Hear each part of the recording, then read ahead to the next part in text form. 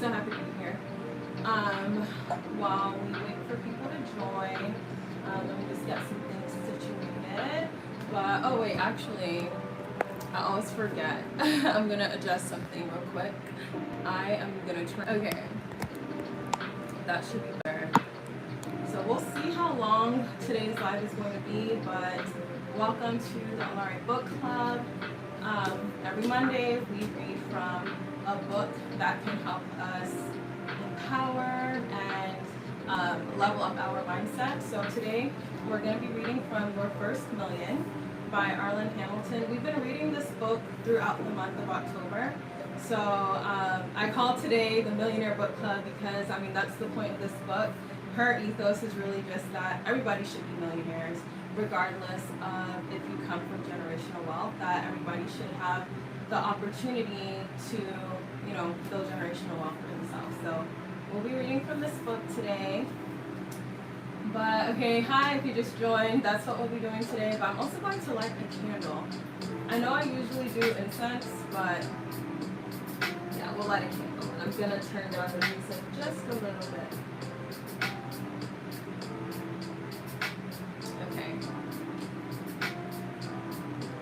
I feel so happy. My birthday was this weekend, and I'm just like, I don't know why. I'm just like feeling more, not the lighter doesn't want to work.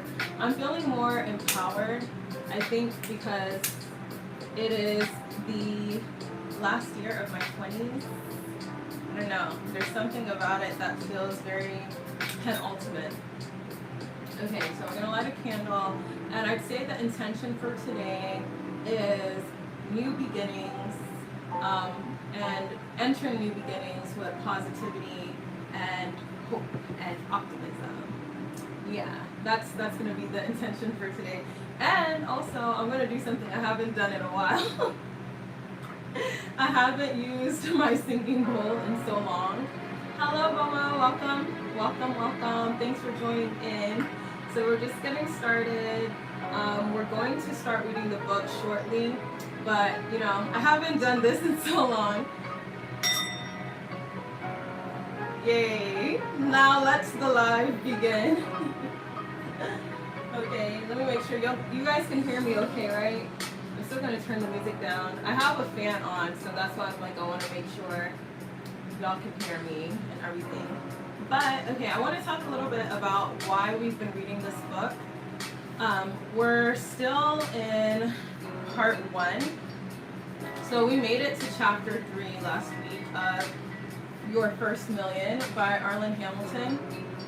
And as somebody who I studied economics, and sorry, I'm like trying to make sure the music isn't too loud. As a woman who I've studied economics, I went to Brown, studied economics there, got my master's in public affairs, and I thought that I would end up working in finance, working in investment banking, but now I'm a full-time artist. Like, this is my art behind me. I'm an author, and I'm a business owner.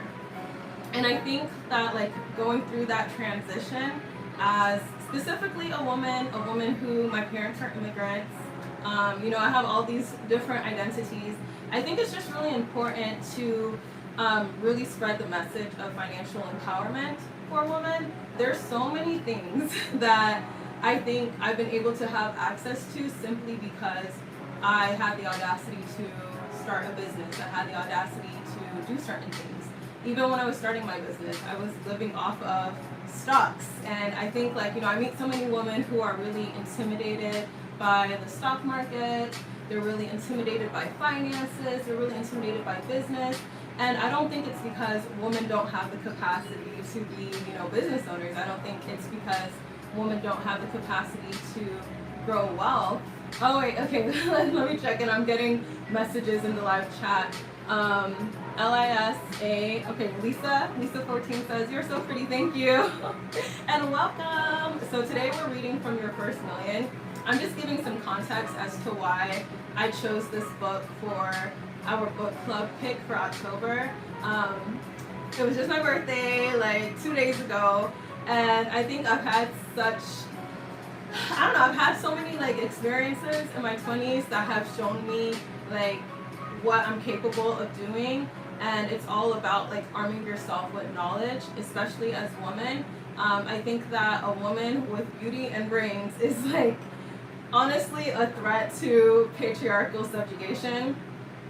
And also, I think that because we're navigating like so many harmful messages that tell women that they can't do anything other than serve a man, which I think is very harmful because I come from a traditional culture, Nigerian, so I've seen women enter into situations where they are unknowingly consenting to financial abuse, and that's because they don't have, the knowledge of how to grow wealth for themselves, and so they just rely on a man. And I think like women should be able to know like how to make their own money, so that's why we're reading this.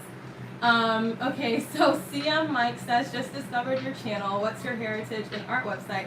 So I put my website, well, welcome CM Mike. Thank you for, checking it out. I hope you've subscribed. Everybody, I invite you to subscribe because I do talk about art, fashion, spirituality, business, different things on Alaere Lifestyle. So I'm Nigerian American. I was born and raised in America, but my family is from Nigeria. And my art website is www.alaerelifestyle.com. So I actually have a few pieces, so this is one of my pieces you can purchase on my website, but I put it in the description. So if you go to the description of the live, it should have the link. So let me know if you're able to access it. Masmola says, praise the Lord, hallelujah. Good night. Hallelujah. Praise the Lord, you're right. Mary says, hello, you're extremely pretty. Oh, thank you so much. Hi, Mary. Thanks for joining in. I hope that you'll stick around while we read from Your First Million, interjected with some of, my thoughts and opinions. Okay, Louis Renches says, hello, greetings from Los Angeles. What's up? I love my Californians. Hi. Masmola says, it's me, Rahul. Oh, Rahul, I know you. Hello. Welcome back, y'all. So, okay, before I get into today's reading, because we're going to be reading, so right now we're on chapter 3. If you want to read along, Your First Million is by Arlan Hamilton. She's a venture capitalist who was able to take herself from homelessness and poverty to founding a venture capital firm that has raised millions of dollars, like tens of millions of dollars, to fund businesses by underrepresented founders. And I think her story is really inspirational. She talks a lot about the barriers that she had to overcome. And as someone who is also a founder, I think it's really inspirational to see another Black woman talk about her journey. Okay, so CM Mike says, have you ever tried making music? Yeah, I'm a singer, so I would love to. The thing is, I practice producing, and I have my guitar over there. I just really want a piano because I feel like as a singer, it's easier to make music with the piano because, chromatic scale, everything, it translates a little bit easier. But yeah, I would love to make music, actually. I love singing. I was in an a cappella group all through college, did musical theater. I love singing. In the church choir, that's what I grew up doing. Okay, but yeah, before we get into it, I do want to show y'all one of my pieces.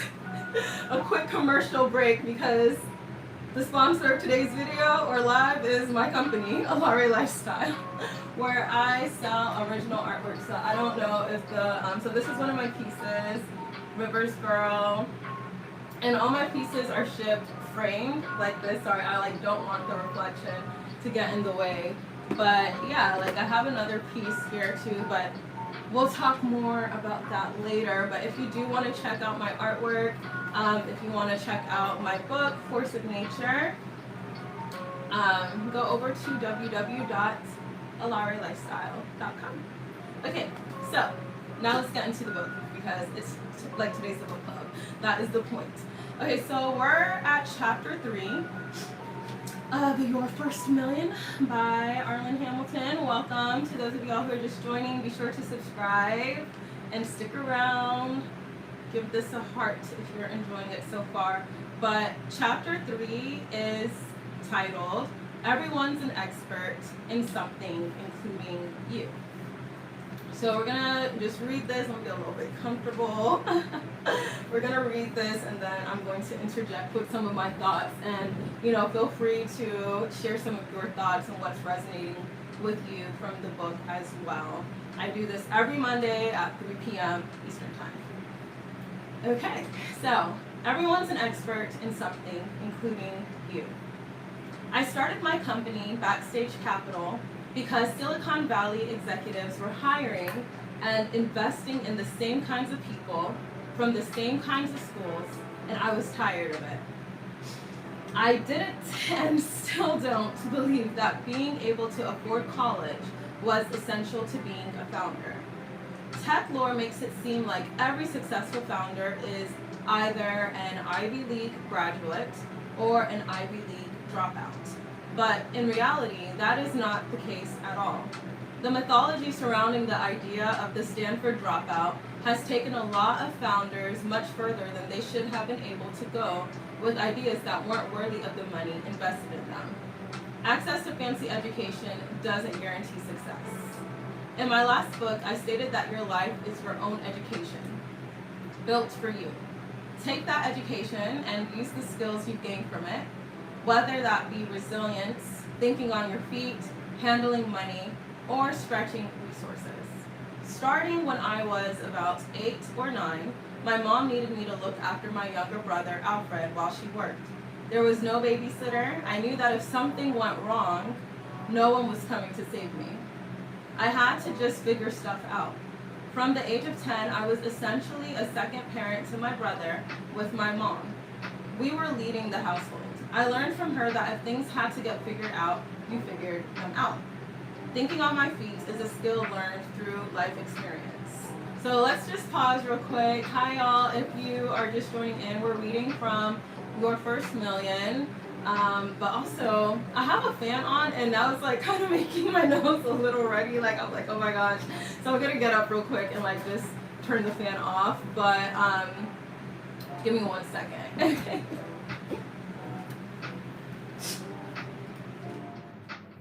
Okay. I'd rather be hot than oh my gosh, having this air just blowing in my face. Okay. So hopefully, you guys can probably hear me a little bit better now. But I just wanted to pause because, she shared a lot about how a lot of times there's this idea that to be a successful founder, you have to go to an Ivy League school. And I believed that. So I literally, I went to an Ivy League school on a full ride on an academic scholarship because I thought that, okay, if I want to be successful, then I have to go to a Harvard or a Brown or a Yale. So I did that, and even when you still do stuff like that, it doesn't guarantee success unless you're a white guy who comes from generational wealth.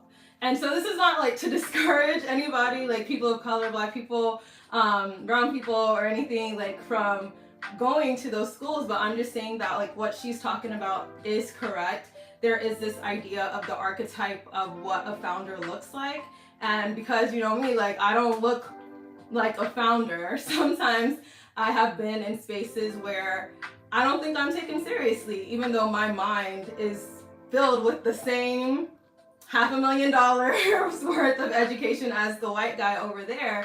Sometimes I am looked at as oh, how did you get in here? How did you get into this space as well? So I do think that, it's important to kind of ignore what society and social media tells us a founder is supposed to look like. You don't have to look like a tech bro from Silicon Valley or Palo Alto to be successful. So let's just nip that idea in the bud. Okay. Let's check into the chat, y'all. So Alex, I don't want to butcher your last name, babe. So Alex Hahu, let me know if I said it correctly. He says, girl, you look like a mixture of Beyonce and Kelly Rowland. Oh, Oh my gosh, you are giving me too many nice compliments in the chat, y'all. Like, y'all are so nice. My birthday was this weekend, and so I think maybe it's the birthday glow, but I love me some Destiny's Child. And I think, like, I'm feeling even more empowered because the closer I get to my 30s, I'm just like, ooh, yes, like all of the insecurities, all of the like second guessing myself, like even having the confidence to come on live every day at 3 p.m. has been like a big change. So yeah, like I really just appreciate y'all resonating with the energy I'm coming at y'all with. Like, thank you. Thank you for being here. I invite y'all to subscribe. Okay, so let's continue reading. Thinking on my feet is a skill learned through life experience. Also, if you're just joining, we're reading Your First Million by Arlan Hamilton, famous, accomplished venture capitalist who started out as a homeless woman with no college degree, no pedigree, as she puts it, and she has raised multi-millions of dollars to fund startups by underrepresented founders, which I think is an amazing feat. And so her story is really inspirational. I met her at a conference and I was just like, yo, you're like so dope. And so I felt like this was a great pick for our October book club read. And because I want to be a millionaire by 30, I want y'all to be millionaires too. So let's fill our minds with the knowledge from millionaires, okay? Okay, so she says, some of you have qualifications from life that you couldn't get at a business school, and it's time we celebrate that. If you have ever been on unemployment or food stamps, if you've ever applied for a loan, you have experience in filling out financial paperwork. That's a qualification right there.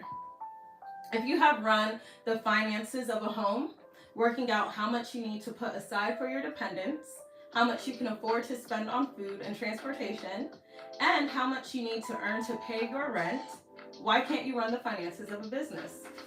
Very true. We need to dismiss this idea that people living in poverty are ignorant about finance. Only someone who has never felt the anxiety and pain of poverty could think that poor people aren't financially savvy. Why do we think that it's only those with an abundance of money who understand it? Those people almost never have to think about it, and when they do, they hire someone to think about it for them. If you've been on the poverty line, you have likely thought about money every moment of every day. You know how much you have in your account, you know the dates your bills need to be paid, you know what percentage of interest you'll need to pay if you borrow money from a lender, you know where to shop on which days to get the best prices. Being poor is incredibly expensive, and our current financial system punishes the poor for being poor and rewards the wealthy for being wealthy. If you don't have a lot of money, you may end up paying for an essential item through installments, which add up to more than the product is worth. If you're poor and in need of a credit card, the bank will charge you higher rates as they see you as more of a risk. If you miss one of these payments, your credit rating will drop, meaning you'll be charged even higher rates, making it more and more difficult for you to raise your credit score. So let's stop perpetuating this idea that people in poverty have no understanding of money or that they're poor because they lack that understanding. Here's another thing rich people want you to believe, that you need a certificate or a degree to be an expert. Untrue. I started working at a pizza shop at age 15. I understood that there were bills that needed to be paid, that food costs money, and that my mother was already working 2 jobs. So I helped out. I learned time management, balancing school, and my job. I worked every job in that pizza shop, right up to manager. By the time I left, I was absolutely an expert. Everyone is an expert in something, and that expertise is worth something in the world. So let's stop real quick. Soak it all in, because today we're reading from Your First Million. If you're new here, this is part of the Alaere book club. I call today's live the Millionaire Book Club because we are learning from somebody who went from nothing to building a multi-million-dollar venture capital firm. And if you are not familiar with, the industry of venture capital, pretty much venture capital firms are the intermediary between investors and startup founders. And they are the ones that essentially, pull up the money and invest into startups. So if you're a founder, you might want to read this book. If you're thinking about founding a business, this could also be a good book for you to read. I am a founder myself, and so I totally gravitate towards literature like this because I just feel like if you have important goals, it's important to, or if you have big goals, it's important to look at the journey and the insight and the advice from people who have actually accomplished what you want to do. If you know you want to be a millionaire, for example, why are you listening to someone who has never reached that goal? Who is telling you, oh, you can't do that, or you should do it this way because I saw a TikTok. Like, no, don't listen to the noise. Go straight to the source. Find people who their journey or their expertise resonates with you. And for me, I like Arlan Hamilton's story because she's really, so Arlan Hamilton is the author of Your First Million, which is what we're reading if you're new here.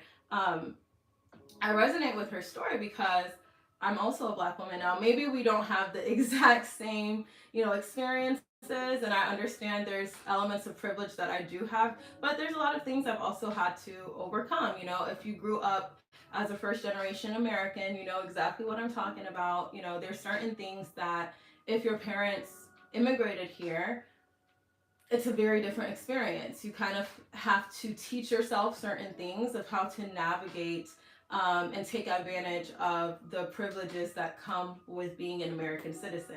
But some people are just kind of born into knowing how to leverage that knowledge. And there's so many things that like I had to seek out. But a lot of what I learned has been through books and it's been through, college and my master's. But a lot of it has really honestly been through books and like watching interviews of people who have done what I want to do. So if you're a young woman and you have aspirations, I highly recommend like find like maybe 3 people who you're like, okay, I like their story, I like their journey, I like what they've accomplished, and just read their books, watch their interviews. A lot of these successful people do, like, they give it out for free. They do interviews with Bloomberg, BBC, 60 Minutes, like find where they're talking and take notes. So anyways, we're going to continue reading Your First Million. I'm really enjoying this book thus far, but let me stop yapping and get back to the book.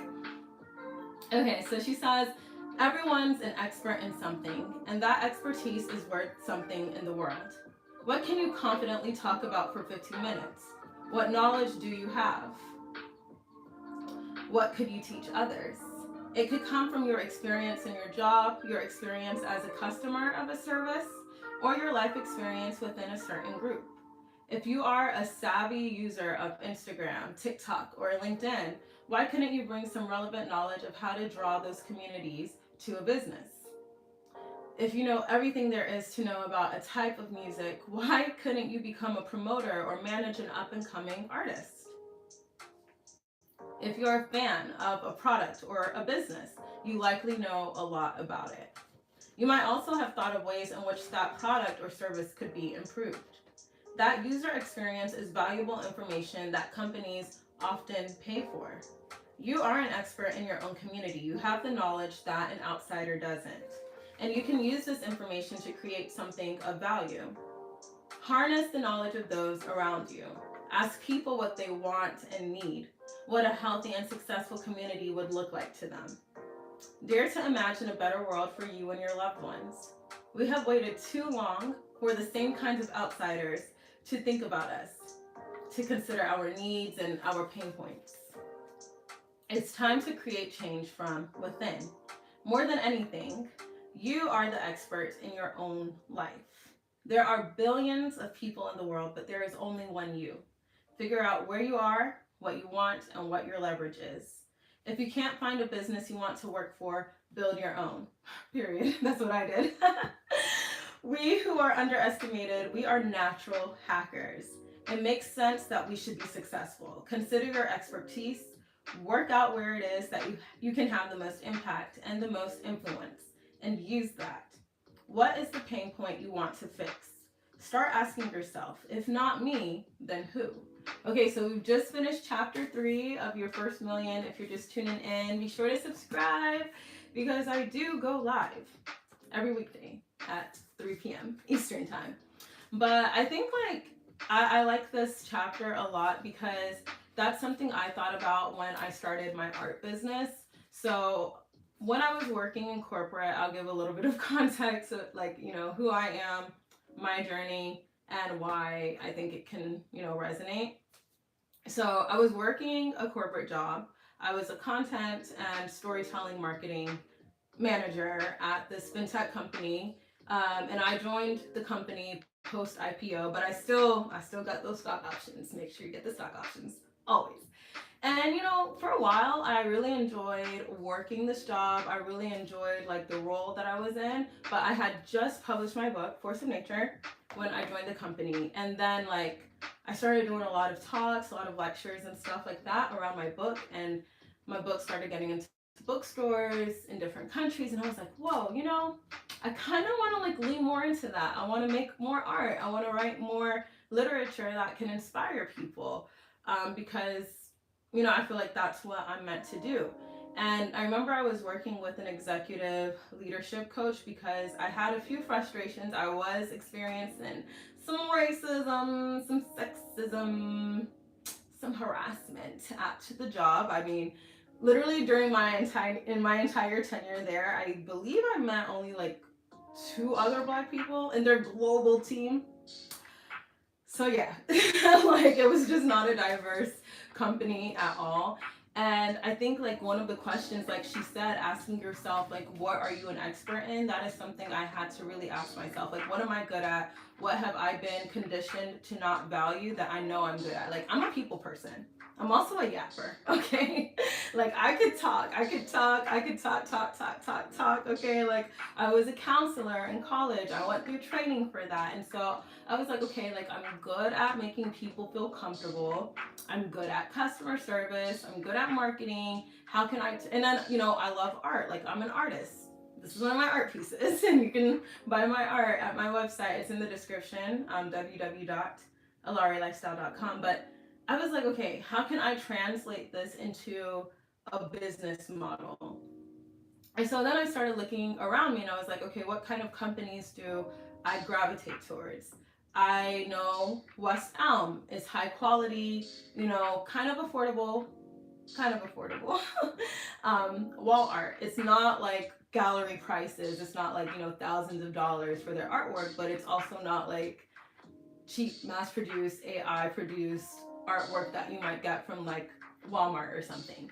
It's like premium artwork. And so I thought about West Elm. I thought about Anthropology and Free People, other brands that I like their vibe. I like Urban Outfitters. And I was like, okay, they have premium, unique fashion. It's pretty artsy, it's pretty indie. Like, that's what I resonate with. But the pain point, like she says, what is the pain point you want to fix? For me, I realized that the pain point that I was seeing is I was not represented. I did not see visual representation of myself in the companies that I've just mentioned.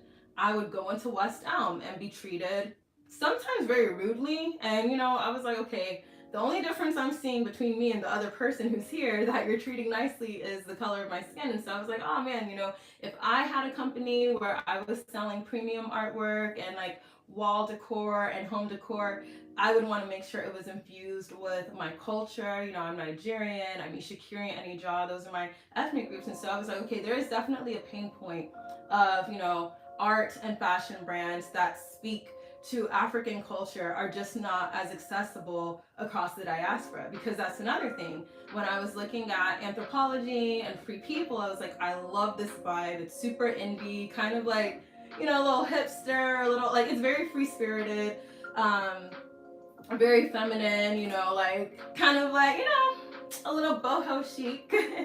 And I once again did not see my culture reflected back to me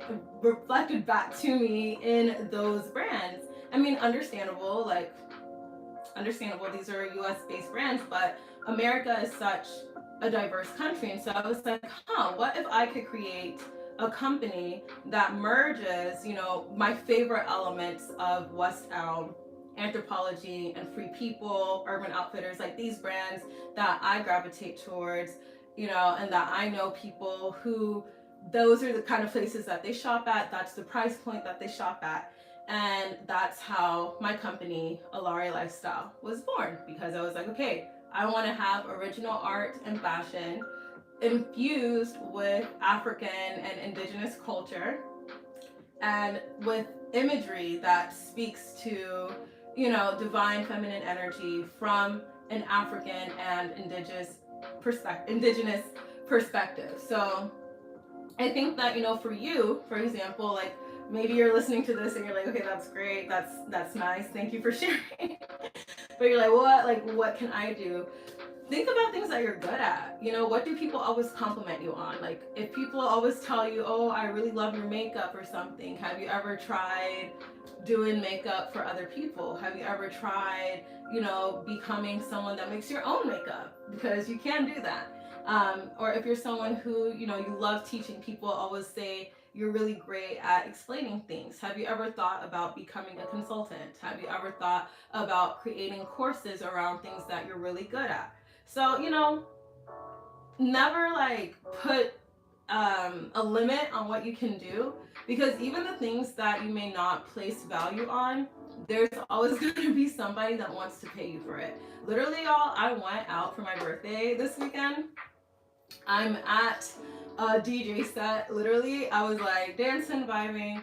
Some guy comes up to me. He's like, oh my gosh, you're so beautiful. Standard stuff, hitting on me or whatever. And he's like, I wanna spoil you and all this. And I was like, you know what would be a better use of that money that you allegedly want to spend on me?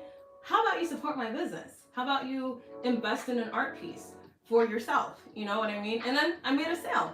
And so I think for me, what I used to not value about myself was I didn't think that I could use my beauty or my aura or my energy to be profitable. And a lot of women, you're very beautiful, you're very personable, you're very charismatic, and maybe that has placed a target on your back in corporate settings, because let's be real, corporate America does not like women to be too pretty or too bubbly. You're an HR target for sure, because usually what happens is men at the office start hitting on you, and then you just create issues. So it's whatever, it's not fair, but that's kind of what I've noticed, and what's been the case in my experience. But a lot of that beauty and charisma, you can use that to, sell your own stuff. So just keep that in mind.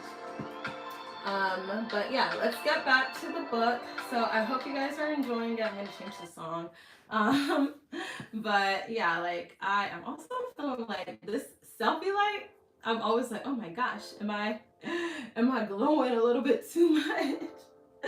Okay, yeah, it's it got so hot all of a sudden.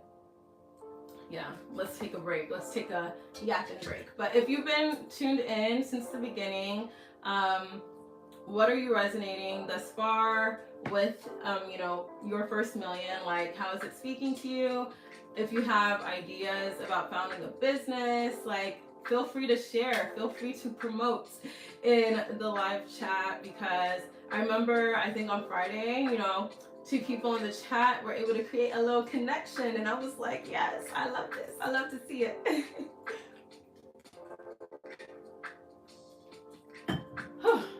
Wow, that was much needed. That was definitely much needed. I'm also going to spend some time talking a little bit about some of my art pieces, but geez Louise, I just feel like I got so hot all of a sudden. Georgia is not for the faint of heart. Living in the South, I went outside today and I was just it feels like summer. It is so hot right now. Okay, so continuing to read from Your First Million. Hey, if you're just joining, we are reading from a book by Arlan Hamilton, venture capitalist, multimillionaire, funding, startups by underrepresented founders. So yeah, we're just learning from her as we go on our paths to becoming millionaires. So chapter 4 is titled, Change Can Happen Anywhere. She says, I think the best ideas come from a founder's personal experience. We were just talking about this.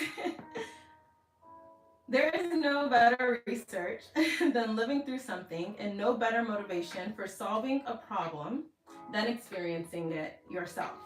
If you can see a problem or a gap in the market or an improvement waiting to happen, that's where you should start. I literally was just saying this, like, the gaps in the market that I saw are why I created my art and fashion brand. I was like, yo, Anthropologie, Urban Outfitters, West Elm, I vibe with y'all, but where are the black people? Where's the black art? Where's the African culture? Like, I'm seeing all different types of white represented here. Love that for y'all, period. But like, what if we added some more spice to it? You know, what if we showed the diversity of Africa and the diversity of indigenous cultures globally? That's why my company, check out my artwork, check it out, www.alaerelifestyle.com. Okay, quick plug, quick plug. But she says, yeah, if you can see a problem or a gap in the market or an improvement waiting to happen, that's where you should start. This was what Linda Hannah Sperber and Melissa Hanna did when they founded Mommy, a patient-centric care management platform and one of the companies Backstage Capital invests in. Linda worked in maternal care and often expressed her frustrations with the industry to her daughter, Melissa. There were mothers dying from preventable issues who could have been saved if technology and data were shared and used correctly. For both of these women, the issue was personal. They understood that something had to change, and they set out to change it. They developed Mommy after just a year and a half of research and development. When pitching their company, it was clear they knew everything about the processes and protocols involved in the maternal health sector. They saw the problem and they were passionate about fixing it. That makes a huge difference to an investor. We need change everywhere. There is no area of life or society that cannot be improved. So don't put yourself in a box trying to be what you think of as a successful or wealthy person. You don't have to be the founder or the CEO to make a difference. There are some people who should be creating the newest tech. There are some people who should be creating lifestyle brands. I'm one of those. Yeah, definitely in the lifestyle arena for me. Although I do want to found a tech company. That would be cool. There are also some people who should be employee number 17 of a fast-growing startup. All of them have just as much respect for me and should feel just as good about themselves. No CEO or founder or investor works alone. Everyone involved in a business has an important role to play. A company will never fulfill its potential if it caters to only one person's life experience. You need to know a community to know where the pain points lie. A person with a wealthy background cannot easily understand the plethora of problems that come from being poor. Only people who have experienced poverty truly understand just how expensive it is to be poor. If you have to go into debt to buy something, you can end up paying way more than the product is worth. It is in poverty-stricken communities that predatory loan companies succeed. That is the pain point that entrepreneurs Rodney Williams and Travis Holloway are working to change. They started a company called Solo Funds, which aims to create financial autonomy for all by providing a way for community members to help out one another with non-exploitative loans. When an unexpected cost occurs, people can turn to one another instead of falling into debt with a payday loan. Their tagline, "In community we trust." You might worry that your idea is so unimpressive or even just nothing, but that idea could be your route to creating change that positively impacts people like you. You don't have to be any particular kind of person.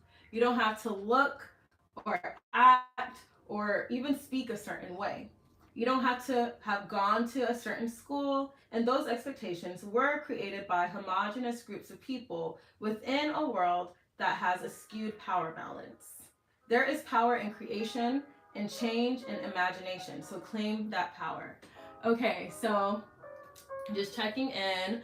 If you're new, we're reading from Your First Million by Arlan Hamilton. Be sure to stick around. So why we chose this book, I talked a little bit about this earlier in the live when we first started, but I'm happy to repeat myself.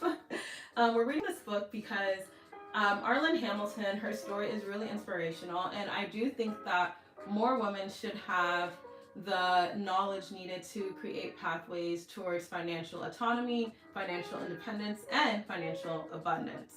And so, especially as a founder myself, I've seen a lot of, what will I call them? The challenges and the roadblocks that do exist for women founders, Black women founders.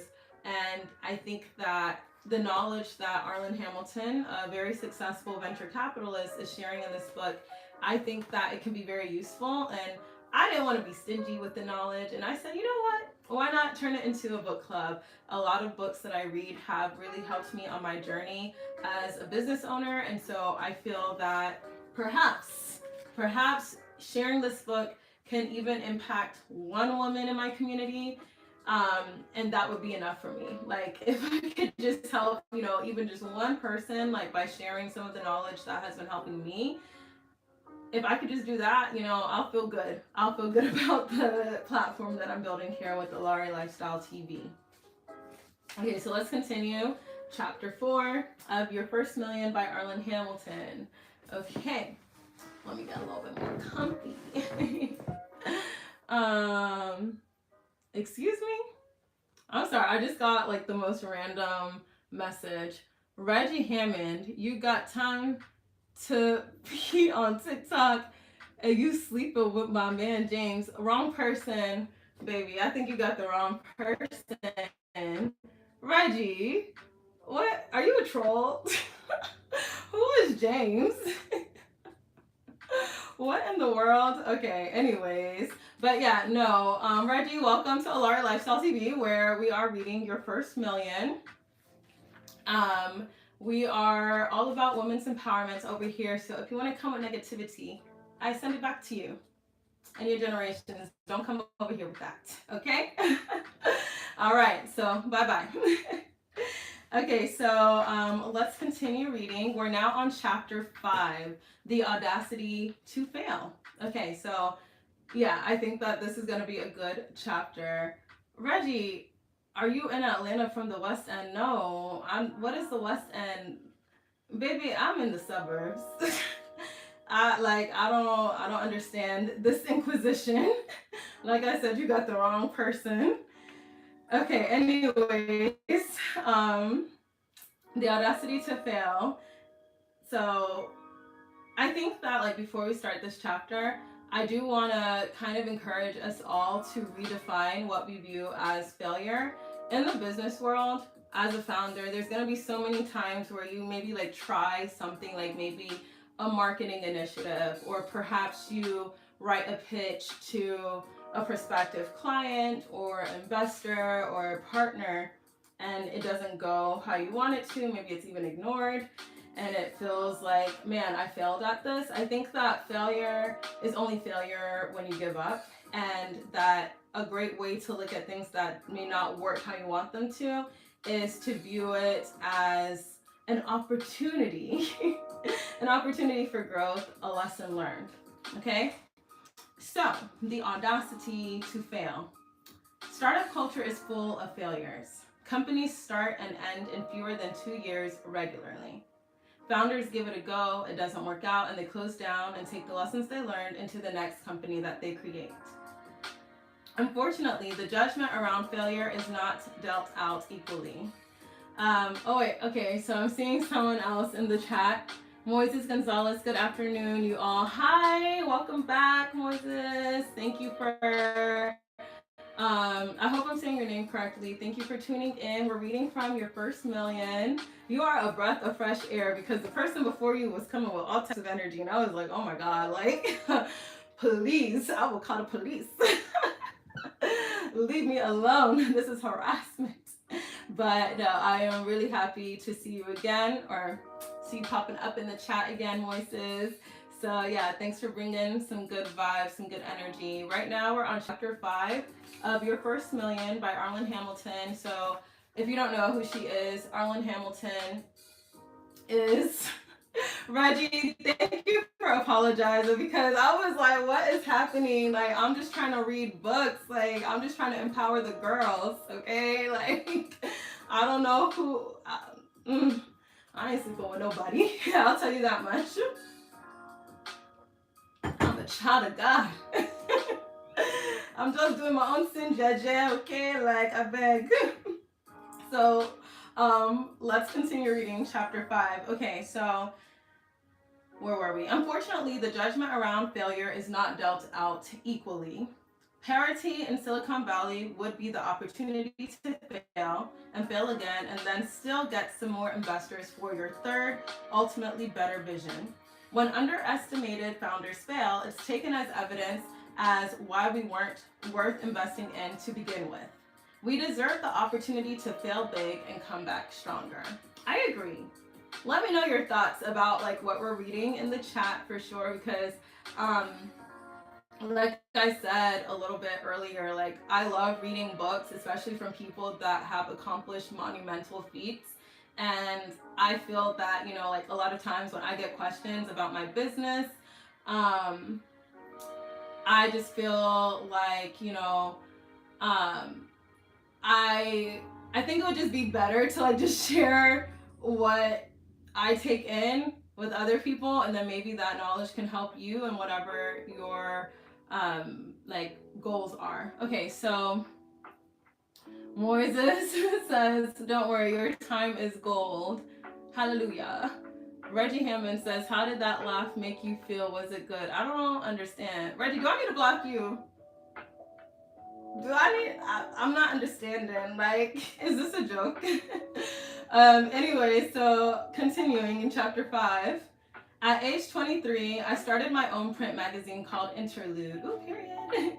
I had seen some beautiful magazines in Europe while visiting, and I couldn't see anything that fit the same niche in the United States. So I decided to create my own. I was putting together a startup without knowing it. At the time, I didn't know anything about Silicon Valley or startups. I did not know the jargon or what I was doing. To begin with, I was putting almost everything together myself, doing all of the interviews and the editing. Then I had this thought. Interview Magazine had people interviewing one another, and that was really intriguing. I started reaching out to some people and asking the featured artists to interview one another. It was a really beautiful and magical experience in a lot of ways. I loved doing the magazine, but it also kicked my butt financially, mentally, and emotionally. It kicked me all sideways and left ways for about 5 years. Looking back, I wouldn't change a thing, even though it was really tough, because I learned so much and I was exposed to so much talent. I think it also really developed my chops when it comes to taking a hit. If you're going to start something, whether it's a company, a club, or an event, you have to be able to take a hit. Failure is part of creating anything, and it's never a waste of time. It helps you learn and it builds resilience. And let me tell you, my resilience was just off the charts after creating Interlude magazine. What I didn't understand at the time and couldn't have predicted was the 2008 economic crash. It wasn't until years later when I was learning about Silicon Valley and read about all the other companies that were ruined that year that I really understood that Interlude closing down wasn't actually the big personal failure that I had thought at the time. Now I can see that Interlude was the best lesson in bootstrapping a company anyone could wish for. Okay, so, all right, let's see the chat. Reggie Hammond says, no, I'm gay. Okay, well, as long as you want to bring some positivity, no more allegations that are untrue. Feel free to subscribe. But if you're just joining in, y'all, we're reading from Your First Million by Arlan Hamilton. This is a really great book. And so, yeah, I just feel that as businesswomen, as women with big dreams, it's very important for us to arm ourselves with knowledge. And also, furthermore, quick aside before we finish up this chapter, I do think that because patriarchal reasoning does condition women to feel that if they have goals, that it makes them masculine. However, everybody has yin and yang energy, right? We all have divine feminine and divine masculine. God has this, Mother Earth has this duality, and it is a beautiful duality. And I do think that we have to integrate all parts of ourselves so that we are able to live a more fulfilling and, just full life. So I do think that financial education for women is paramount to not only personal development, but development in the greater communities that we're a part of, and development at a national level. So, like I said earlier, my background is international political economy.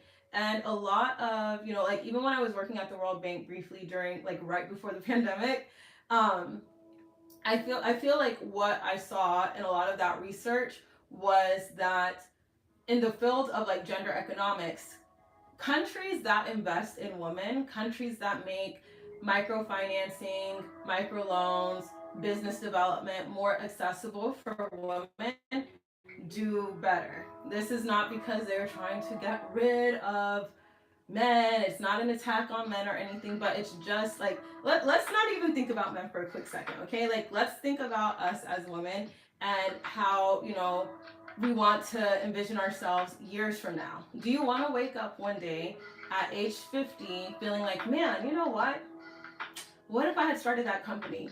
What if I had, taken that leap and started that magazine? What if I had written that book and started doing lectures? What if I had pursued that PhD?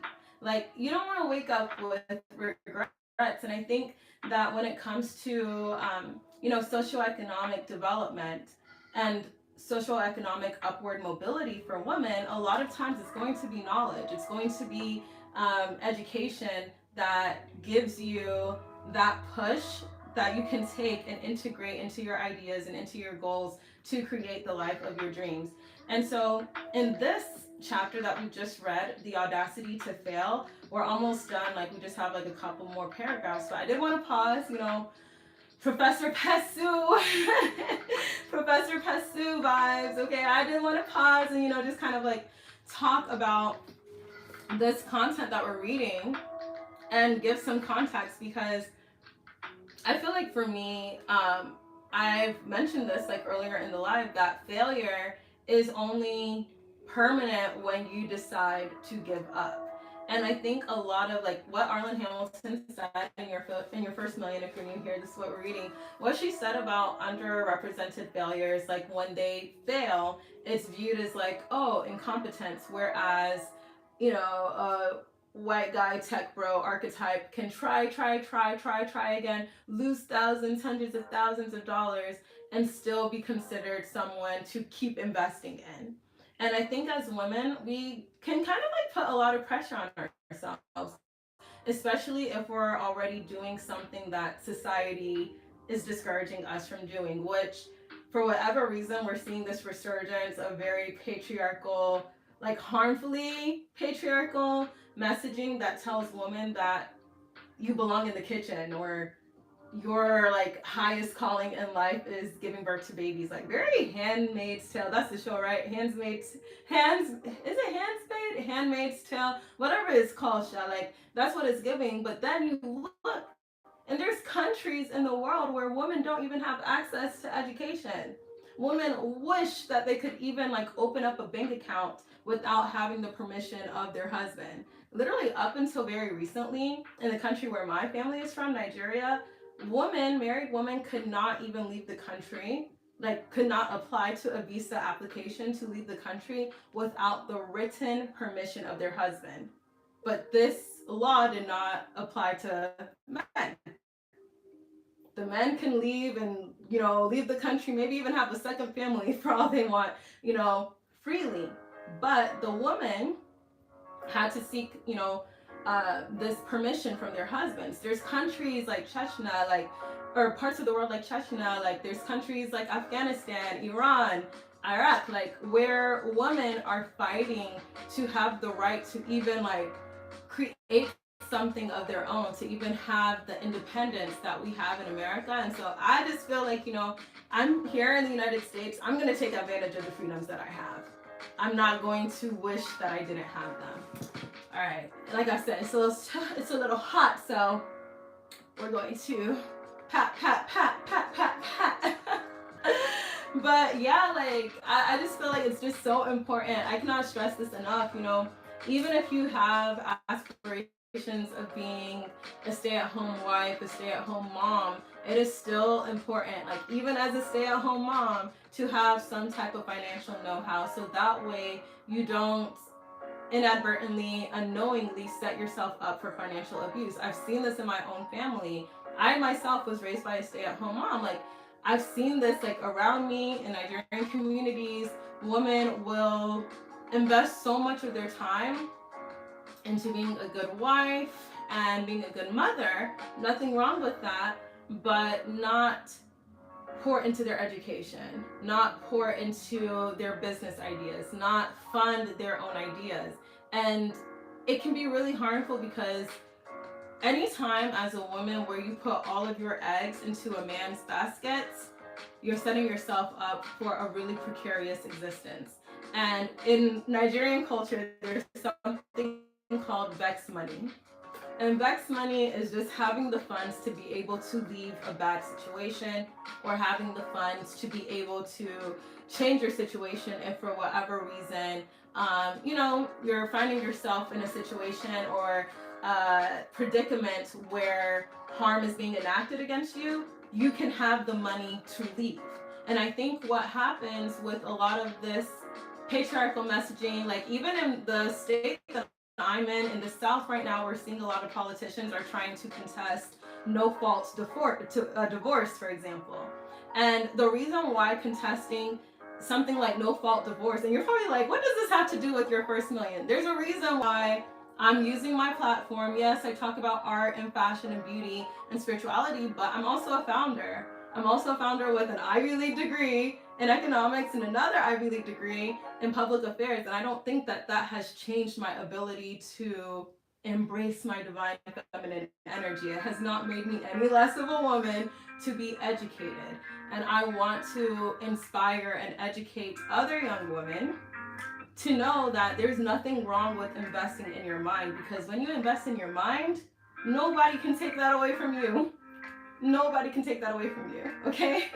Like you probably can tell, but I'm really, really passionate about this stuff because, like I've said, like I've seen with my own two eyes what happens when, women don't have choice, when they give up their choice because they want to fit what society tells them to do. But that society, when that man starts being abusive because you have to ask him for every dollar, every cent, you have to ask the man. And then one day, his narcissistic side starts coming out and you're like, damn, maybe I should have started my own company. Maybe I should have, learned about the stock market and started investing and, taking my wages and putting them into something that would grow. That society is not going to have your back, okay? So it's very important to arm yourself with knowledge. And that's why we're reading Your First Million by Arlan Hamilton. Okay, so, oh my God, I am so hot. Like, I feel like I'm just like glistening. I need some water before we continue this chapter. But okay, let's continue. I do not let failures, though I don't really consider them failures at this point, get to me, because I understand that with hindsight, they have taught me so much. It can be easy to fall into defeatism when you haven't yet had a lot of success. In the moment, you're thinking, oh, I'm just not good at this, and it feels so isolating. But with time, you can look back and see how each failure led you to something new. That's when you can see the skills, the knowledge, and the experience you picked up on the way. Now, my failures are other people's inspirations as well as my own. So she lists some exercises at the end of this chapter, so I'm just going to share them with y'all real quick. Exercise 1. Think through your life so far and make a list of all of the qualifications you have gained from your life experiences. Are you an excellent communicator? Has juggling your work and your home life made you great at time management? Do you multitask? Are you good at fixing problems? Exercise 2. Remember that skills don't just come from workplaces or educational institutions. Life teaches us lessons all of the time. Think about the challenges you have overcome in your life and what you can learn from them. Okay, so let's pause real quick. I want to make sure that, hold on. I want to make sure that everything is still situated. I had to check how much percentage I have left on my phone. But also, let me know, how are you guys enjoying this book? I'm really liking this so far. I feel that it's really accessible. Everything she's saying, I resonate with it. So yeah, let me know what in this book is speaking to you. But I really liked that chapter. And now we are going to part 2, the importance of ownership. And I want to pause real quick and talk about this. Okay, so when I founded my company, I knew that I kind of wanted to keep at least this company private for a while. And I think that sometimes, like, one of my favorite companies that I've seen, like, my favorite founder story is Nasty Gal, because I think that Sophia Amoruso, her, her entire journey is just super inspirational. If you don't know the story of Nasty Gal, go and look it up. Now, people may say what they want about how, you know, they went bankrupt and things like that, but I think if you listen to her interviews about the lessons that she learned, it's really insightful, because it literally goes back to what we just read, the audacity to fail. And like now, because of those lessons that she's learned, she's been able to create her own fund. But basically, when you have companies, like I bring up Nasty Gal because I think for me, like when I look at their story, what sticks out to me is that they got a lot of funding in exchange for ownership really, really, really fast. And I think that kind of led them to a very precarious situation where they had to pay back a lot of money in a very short amount of time. And it just was, you know, it was a lot of pressure from owners or partial owners and investors. And so I think it is something to think about when you are founding a company, because a lot of people think that you have to found a company that will have an IPO or that you will eventually sell. And that's just not necessary. Like, you don't have to sell your company. Now, I do have my own dreams about one day founding a unicorn and selling it. And so that is something that I've been like, you know, building on the side, because I'm like, I do want to have a company that I can build to literally sell eventually. But Alaere Lifestyle, my art and fashion brand, that's mine. And it's something that I do want to be able to pass on to, you know, my children one day and stuff like that. So I just like wanted to give that context, because in part 2, let me even give y'all like an overview of what the chapters are in the importance of ownership. So we're talking about like owning the wealth you create, owning your company, owning your profits. And I think that's just something very important to understand, because people will try. This is another thing I will say, like being an underrepresented founder, being a woman founder, having to navigate just some of the misconceptions from people, especially men, as a founder. I think that, you know, people sometimes will try to take advantage of you and they will try to exploit you. I literally had a family friend. I was going to them for like a small investment of like 3K. Mind you, this person is very well off. Like, they come from a very, very wealthy family. And so, you know me, I said, okay, let's see if we can do nepotism. And not only did this person like just kind of shit on everything I've accomplished, like they were so, I cried after the phone call, because I was just like, yo, you're being so mean. But they also wanted like to own half of my company for 3K. I said, are you mad? Are you mad? If my village people send you, I send it back. Because like, what is that? You know, and you will encounter that sometimes, where like you might go to someone or an entity or whatever for a certain amount of funding, and they might try to like essentially buy half of your company for a very small amount, when your company is probably going to be valued at a larger amount in a year or 2 years from now. So just be very smart. Think. Think, people. Think. I'm going to say in the Niger way, like, just don't let people guide you, okay? As a woman, don't let people take advantage of you or exploit what you don't know, which is why I feel like it's so important to share knowledge, because we don't know what we don't know. And like I've said over and over and over again, like society doesn't really like condition women to lean into financial knowledge and business knowledge and entrepreneurial knowledge. Like, I think there's something about a beautiful, smart, financially independent woman that really scares people. And it's just like, but when a man is doing that, it's not a problem. Like, what? And I do think also it also depends on like socioeconomic class, because I was thinking about this today, that in certain like classes, like socioeconomic classes, it's expected for a woman to be educated, and like no one's gonna blink an eye if she has like a PhD and gets married. But like in certain classes, it's like no, like don't be too educated or a man is not gonna want to marry you. And it's like, maybe you need to just change the type of men you're dating. So I don't know. That's an aside. But yeah, I do want to talk a lot about ownership. Just try to be mindful. Like if you are seeking out funding, try to find ways in which you can maintain ownership of what you're building, so that way you don't give up what you've built to somebody who has no intentions of stewarding that business to the heights that you could. That's all I'm gonna say. That's all I'm gonna say. Okay, so now let's get into it. Part 2, the importance of ownership. Okay, so if you're new here, hi, welcome. Be sure to subscribe. Oh wait, actually, let me pause because I do feel like we have some new people. If you don't know who I am, I'm Odemi Pesu, founder of Alaere Lifestyle, an art gallery and fashion house and publishing company where I create and sell original artwork and art-infused luxury clothing and apparel that is inspired by African culture, specifically my Nigerian heritage, as well as divine feminine energy. So like this is my artwork behind me.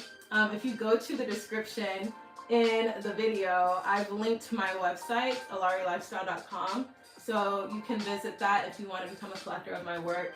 I have some pieces here that I'll show you. I know like the reflection, but this is one of my pieces, my original artwork. The other one is actually quite large. Let me see if I can pick it up.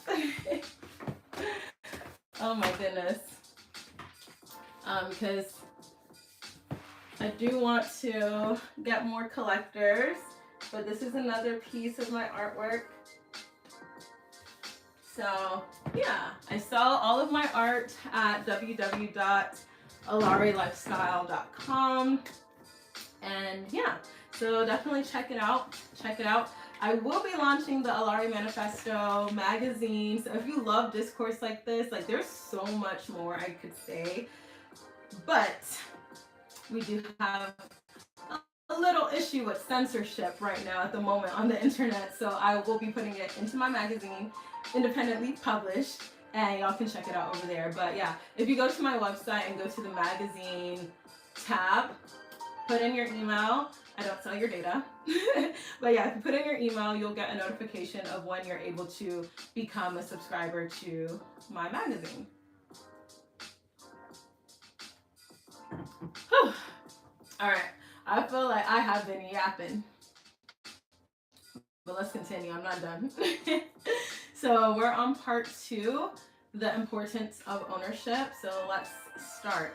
It did get really hot, but before I start this, I'm actually gonna turn the fan back on because I just feel like look at me, y'all. I'm literally glistening. So 1 second.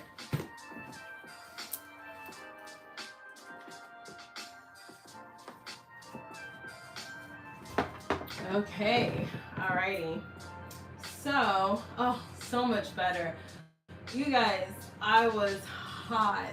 Like, I had the fan on earlier, but then I was like, oh my gosh, let me just turn it off. But I was just like, I'm really just, it's hot. Like, Georgia, what's going on?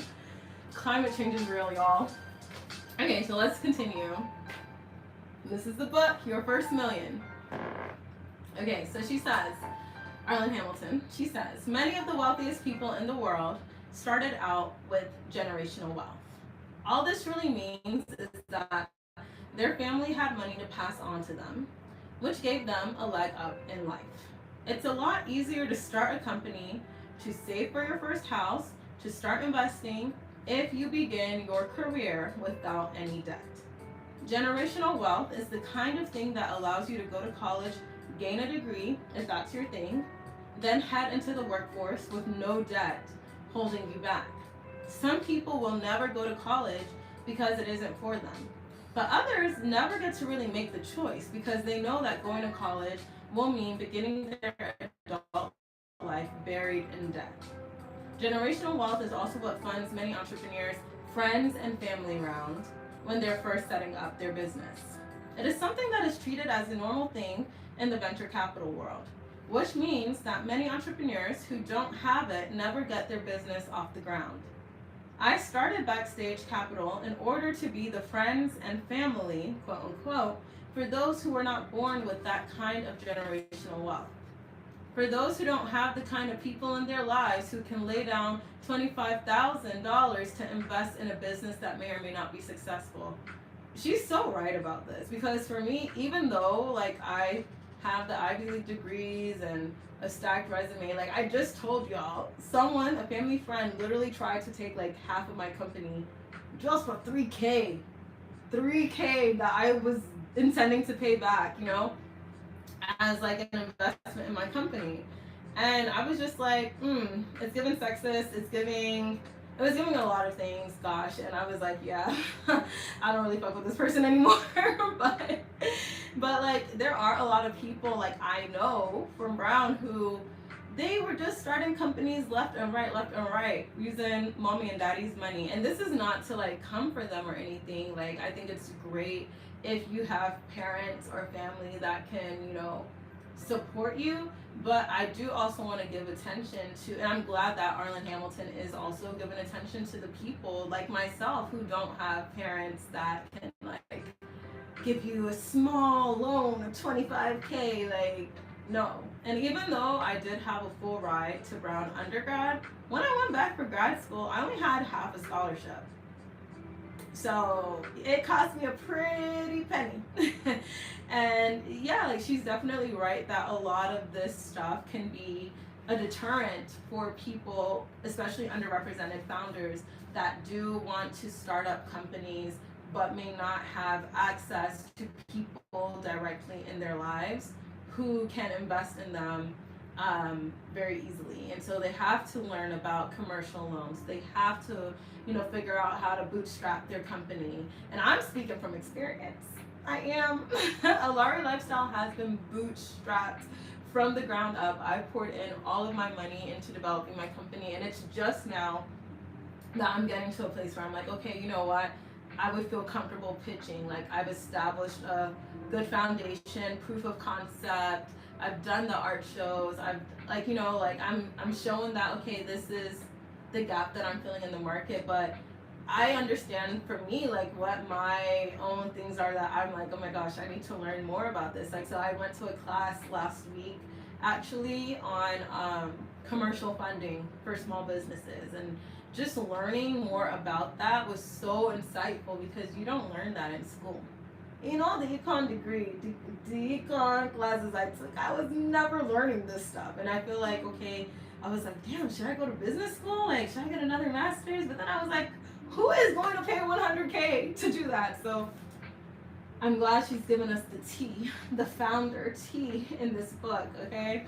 But yeah, I just wanted to give my own experience with that because it's very true. Like, I do think that a lot of people just are like, man, I can't found this company because I don't come from a rich family. And I want to challenge that because yes, you can, but you might just have to go about it in different ways.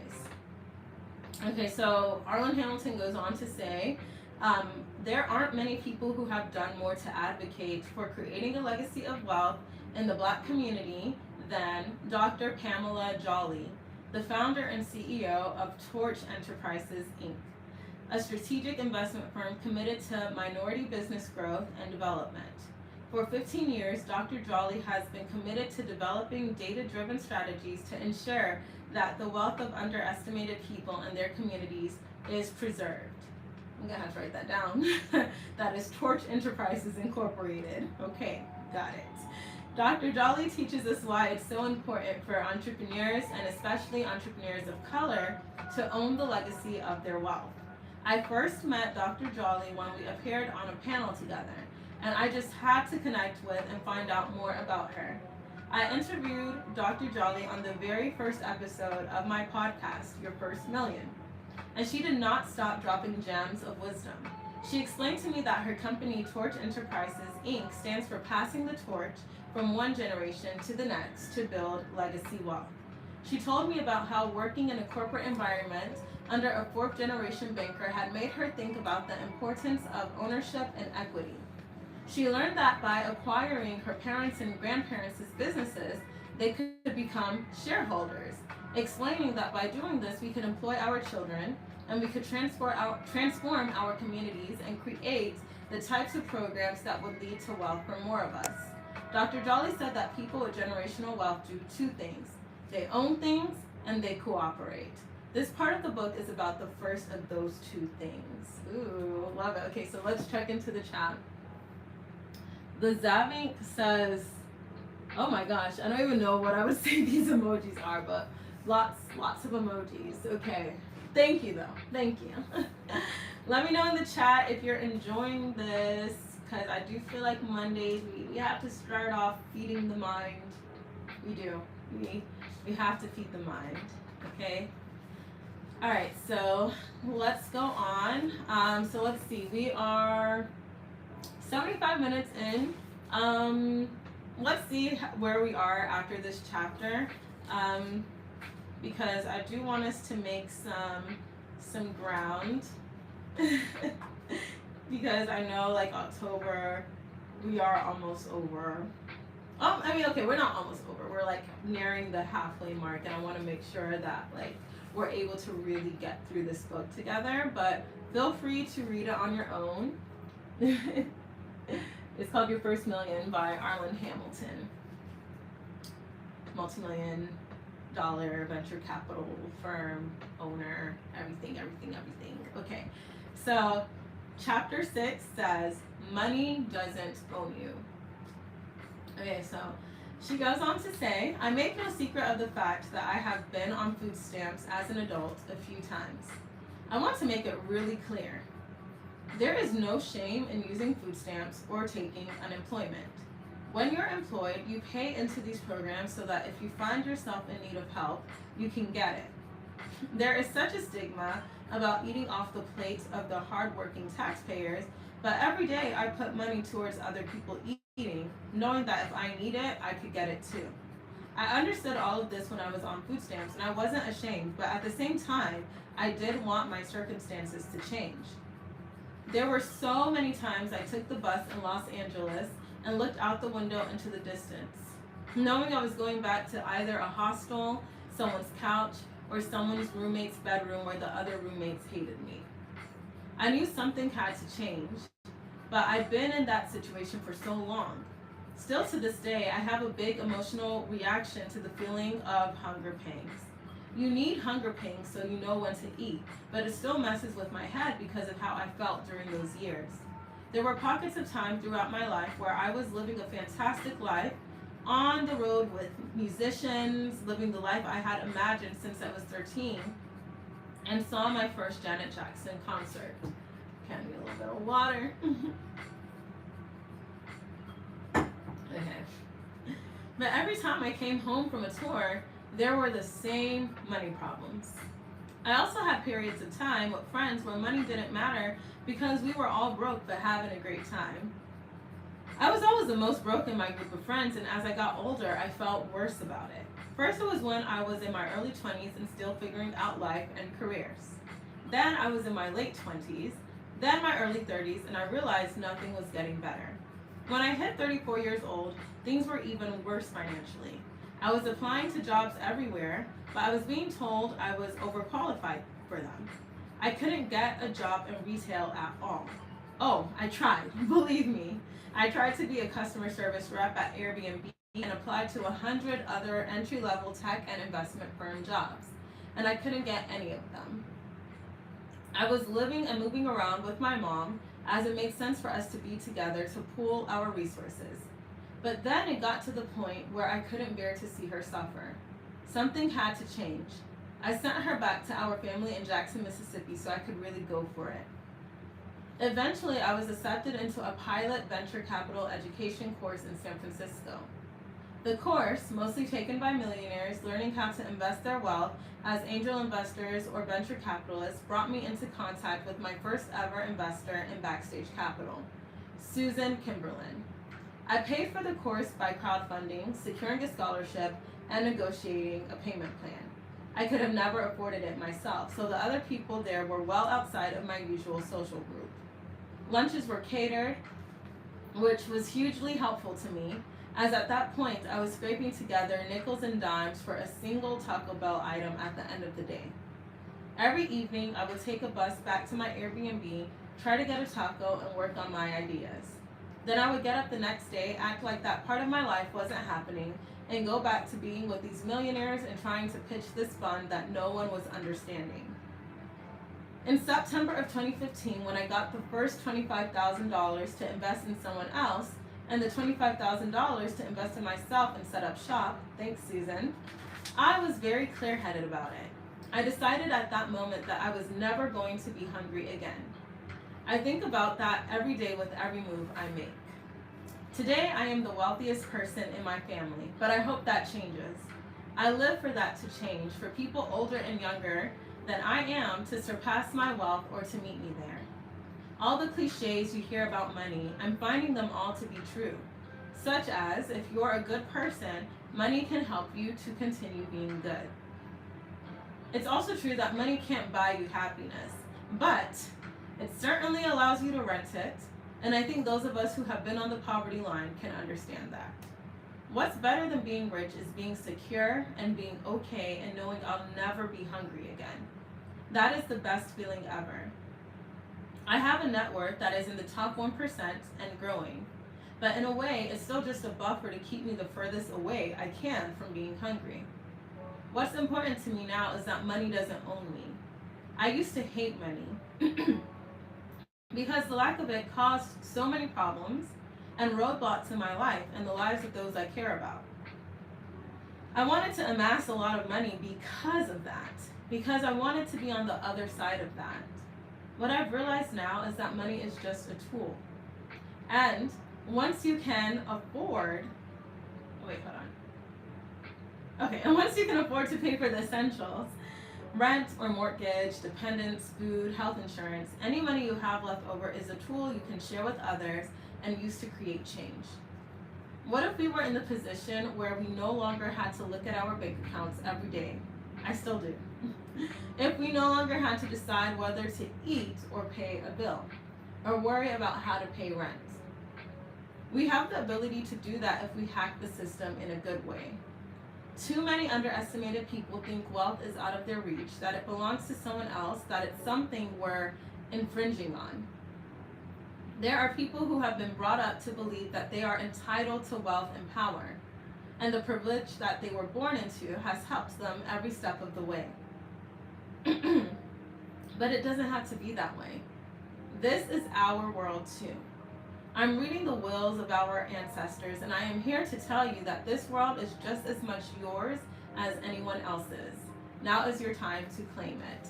So that was chapter 6, Money Doesn't Own You, of Your First Million by Arlan Hamilton, who, if you're not familiar with who she is a very successful and just inspirational venture capitalist who, as you can see, she went from homelessness and poverty to founding a venture capital firm that has raised multi-millions of dollars to fund the startups that were created by underrepresented founders. So I just think her work is really cool. Even as I read this book, like with y'all, like I said, this is something that I bought because I was like, I really want to read this book. I want to be a millionaire. I want my company to be a multi-million-dollar brand. I want to get to a place where, someone is like, you know what, I don't want to shop at West Elm. I'm going to shop at Alaere Lifestyle. Or someone is like, you know what, I saw this cute dress at Anthropologie, but I'd rather shop here. And I'm inspired by brands that are really making waves in the African fashion scene, like Kai Collective, Hanifa. I think that these women are very inspirational as well. And so I think that there is definitely a space where I, as a founder, I'm like, you know what, I get that not everybody sees the vision, but I do. And if you're a part of this community here at Alaere Lifestyle TV, where I do go live every weekday at 3 p.m. Eastern Time. But if you're here, you're part of this community, that means you see the vision as well. And I'm just really grateful to have you here, because this time next year, oh, honey, it's going to be very different. It's going to be very different in the best way possible. And I'm just so excited about what I'm building. But, I think that what she said right here, where she said, I'm reading the wills of our ancestors, and I'm here to tell you that this world is just as much yours as anyone else's. Now is your time to claim it. That is so important for, let me just talk to my African woman for a quick second. Let me talk to my African woman, my Black woman, my Indigenous woman, okay? We exist in a society riddled with the legacies of colonialism, imperialism, racism, sexism, misogynoir, all of it, like, just combined together. And unfortunately, at times that can make it feel a lot harder to step into that knowing and that self-concept of, I deserve this. I deserve to, move forward towards my goals, or I deserve to be wealthy. And especially if you've never seen that represented in your family, and you may be like maybe the first business owner in your family, or maybe you're the first college graduate in your family, and you're the first. And sometimes when you are the first, it can feel very hard to, step into that consistent self-concept of, I deserve to be here, I'm not an imposter, like, I am capable, and stuff like that. And I think it's just really important to remember that the seeds that your ancestors were sowing, you have every right to harvest them. And you have every right to use your God-given talents, your God-given gifts to invest in yourself, and then eventually, or maybe immediately, depending on what it is you're creating, but to ultimately be a light, and ultimately be a source of love and light, and even a resource to your community.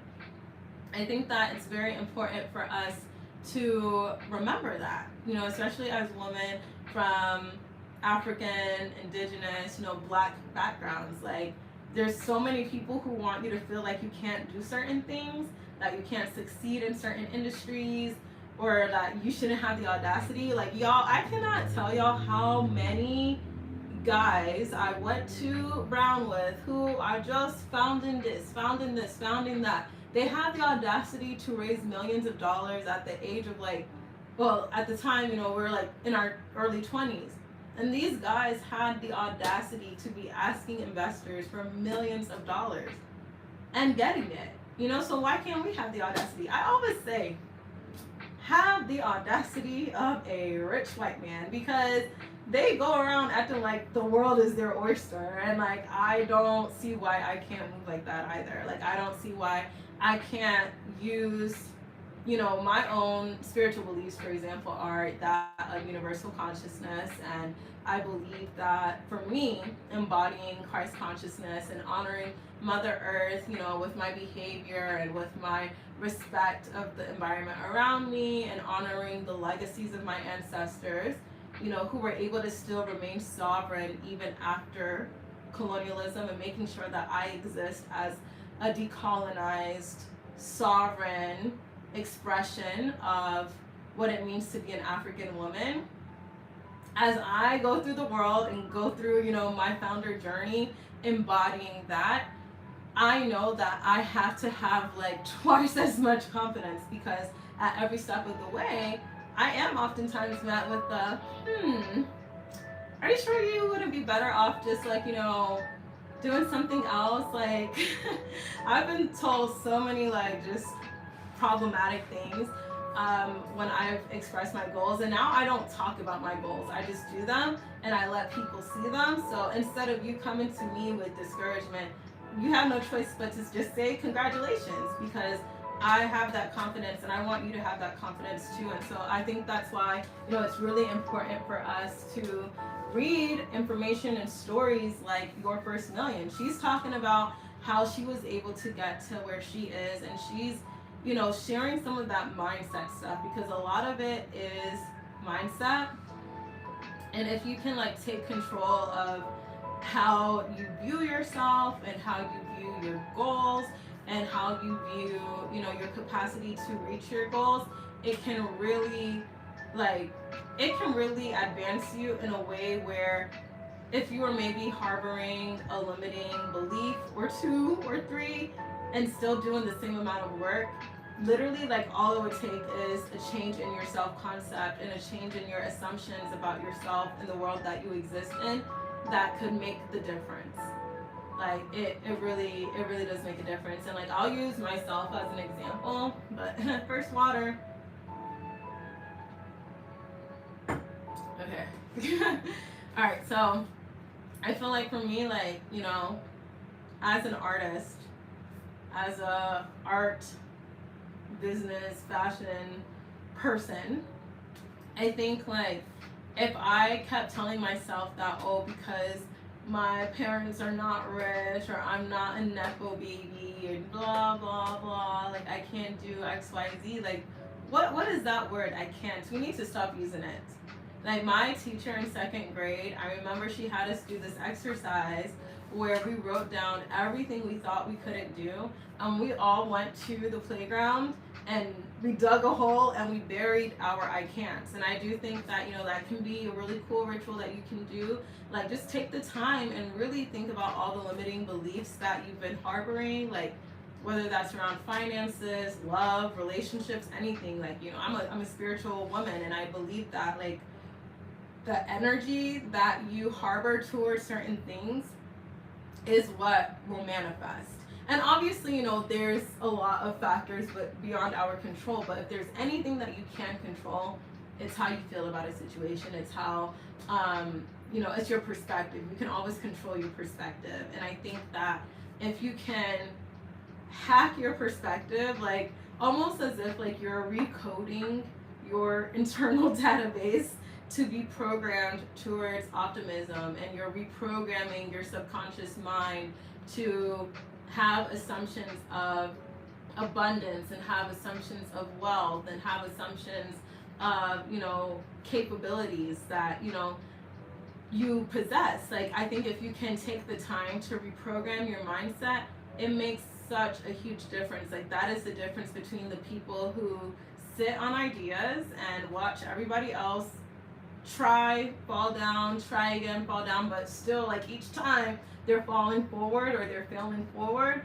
And that's the difference between the people who are watching and spectating and the people who are doing.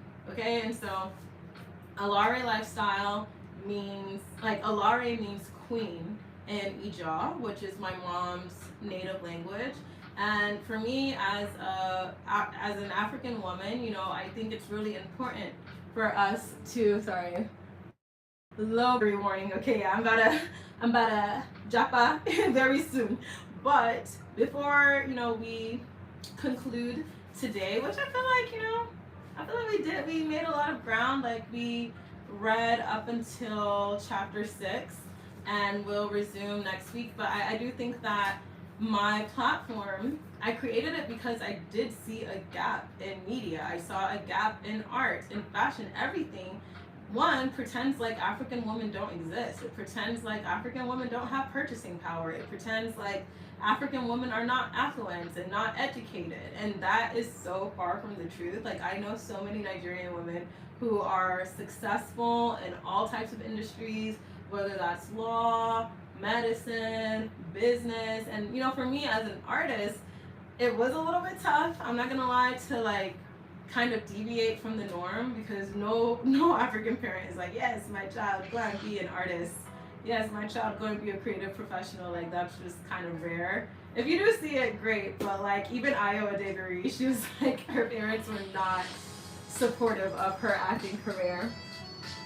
But you know, I think that having discourse like this and having a platform like this, I think I just want it to be a safe space for those of us who have unconventional dreams and have unconventional aspirations, and to know that like there are resources, one, that we can take advantage of, so many resources, and then two, I want to be able to not only like share lessons from my own journey as a founder and as an artist, as an author, a published author, and like things that I'm still learning, but things I've also learned over the years, but also to like read the lessons from people who have already overcome.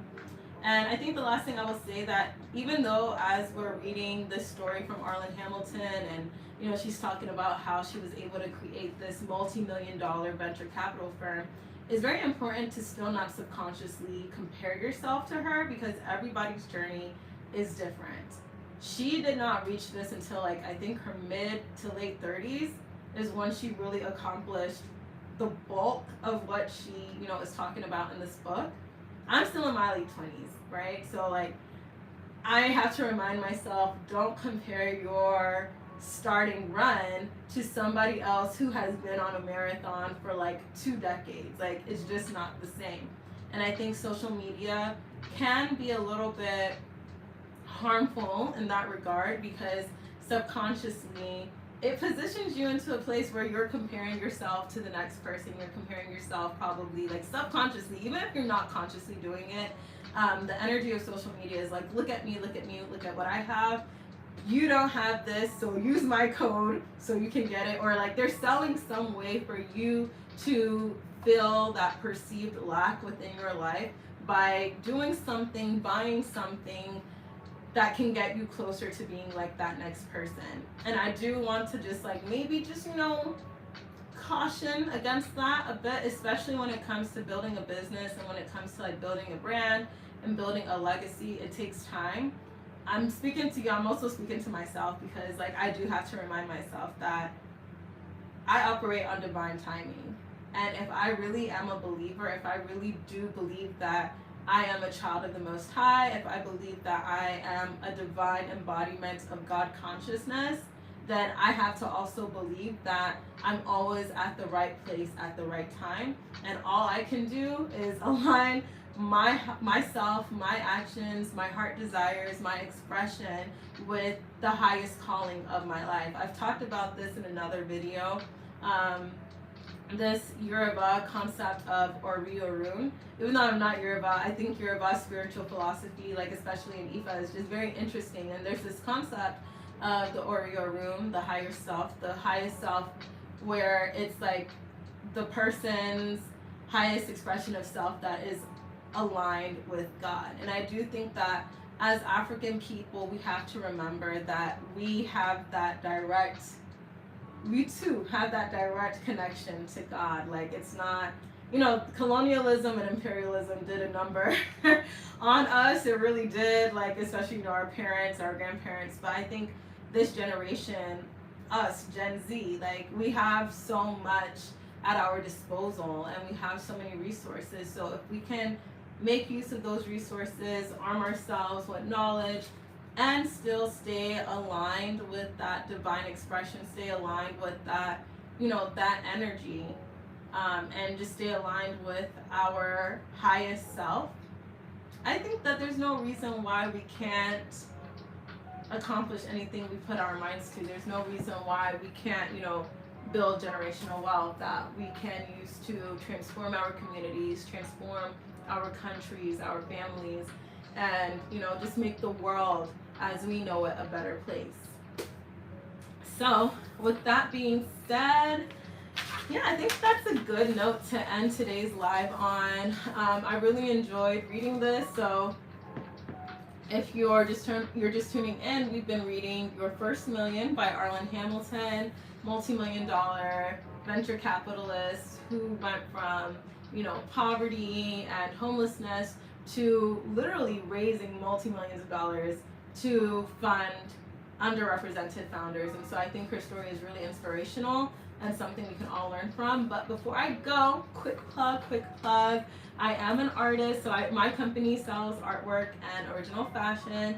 I'm currently working on expanding my fashion line and just expanding my business. I would love in the next year, actually I intend to in the next year, to move from strictly e-commerce to having more of like, you know, at least a semi-permanent physical space. So I'll be sharing some of that journey here and like what I'm learning about that part of business expansion. But If you want to support me and support my business, if you want to become a collector of my artwork, like this beautiful piece here, which is called Siren Song, or you want to buy my book, Force of Nature, which is published globally, it's available on Amazon, Waterstones if you're in Europe, Booktopia if you're in Australia or Asia, Walmart, so many different independent bookstores.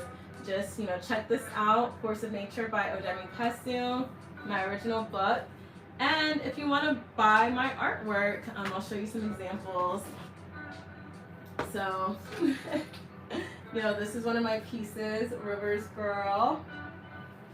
And then I'll show you guys another piece, which is a little bit bigger. You can check out everything at my website, which I've placed in the description, www.alaerelifestyle.com. But yeah, a lot of my original artwork is all created to, one, celebrate African women and, our African decolonized expressions of divine feminine energy. And even my fashion line incorporates traditional, Nigerian culture and our language into the artwork that I put, on the t-shirts, even on the bags that I've designed. Just go check it out, www.alaerelifestyle.com. And yeah, I think that's all for now. I'm so happy to have y'all here as a part of this community. And be sure to tune in every weekday at 3 p.m. Eastern Time. I go live, and every day is a little bit different. So Mondays are the Alaere Lifestyle Book Club. Tuesdays, I did start off with Tuesdays being like Heart Behind the Art, where I just talk about my artwork, but I will be incorporating live painting into Tuesday. And then Wednesday is the Alaere Lookbook. Thursday is a makeup look inspired by my artwork. And Friday is paint and chill with me in my art studio. So my phone is totally about to die, but I just wanted to let y'all know I do come on every weekday at 3 p.m. Eastern Time. So if you enjoyed this vibe, you enjoy, seeing me on your screen, and you want to be a part of my growing community, I invite you to do so by subscribing and tell a friend to tell a friend to tell a friend. Okay, that is all for today. Mwah. I'm sending y'all so much love, and I will see y'all tomorrow. Bye.